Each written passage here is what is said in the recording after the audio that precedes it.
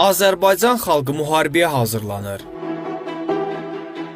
Pəncablılar və Pakistanlı puştunlardan ibarət 50 minə qədər döyüşçü Pakistan tərəfindən muzlu kimi Azərbaycana göndəriləcək. Köçürmə Əfqanistan və Türkmənistan vasitəsilə həyata keçiriləcək. Bu barədə müxtəlif Əfqan və regional mənbələr məlumat verir. Bu sözləri Rusiyalı politoloq və jurnalist Andrey Serenko deyib. Onların sözlərinə görə Azərbaycan layihəsində iştirak edən Pakistanlı döyüşçülər 500-dən 1000-ə qədər silahlı hər gün Əfqanistana daxil olur. Onun sözlərinə görə mənbələr iddia edir ki, bu döyüşçülər Pakistanın dövlətlərarası kəşfiyyat xidməti tərəfindən təlim keçirilər. Mənbələrin məlumatına görə təlimçilər kimi Əfqanistan hərbi formasında olan Azərbaycanlı hərbçilər də iştirak edir. Təlim düşərgələri əsasən Əfqanistanın cənub-şərq və şimal-qərb bölgələrində əsasən puştunların yaşadığı ərazilərdə yerləşir. Mənbələr bildirir ki, Türkiyə və İsrail kəşfiyyat xidmətlərinin dəstəyi ilə Pakistanlı muzluların Azərbaycana daha sonra köçürülməsi planlaşdırılır. Bir döyüşçünün köçürülmə xərci $3000 qiymətləndirilir və iddia olunur ki, İsrail xüsusi xidmətləri artıq bütün 50 min muzlunun tranzitini ödəyib. Mənbələr deyir ki,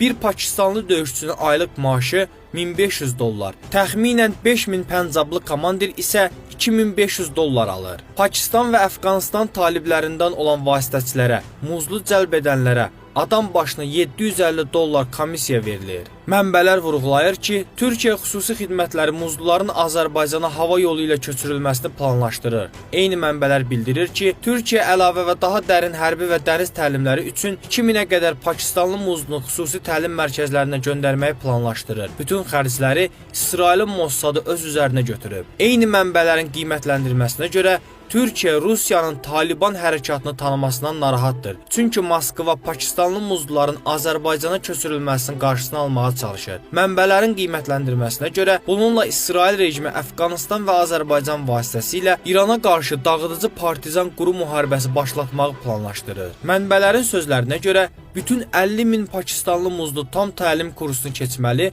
və sonra 2026-cı ilin baharına qədər tamamilə Azərbaycana köçürülməlidir. Statın sonu. Qeyd edək ki, Azərbaycan mediası bu mövzunu dəfələrlə yalançı və gülməli adlandırıb. Nəzər almaq lazımdır ki, bununla yanaşı Xızıda gizli İsrail bazası inşa edilir. Digər tərəfdən, vəhabilərin silahlanması, ölkənin bəzi bölgələrində yeraltı bazaların mövcudluğu və müxtəlif təlimlərin keçirilməsi barədə də məlumatlar əldə etmişik. Azərbaycan ordusunun təlimlərinə İsrail zabitlərinin nəzarəti və iştirakı, eyni zamanda Naxçıvanda baş tutan hərbi hazırlıqlara Türkiyə zabitlərinin qatılması da diqqət çəkən məqamlardandır. Bir sözlə, Azərbaycan xalqı xarici qüvvələrin mənafeyi uğrunda yeni bir müharibə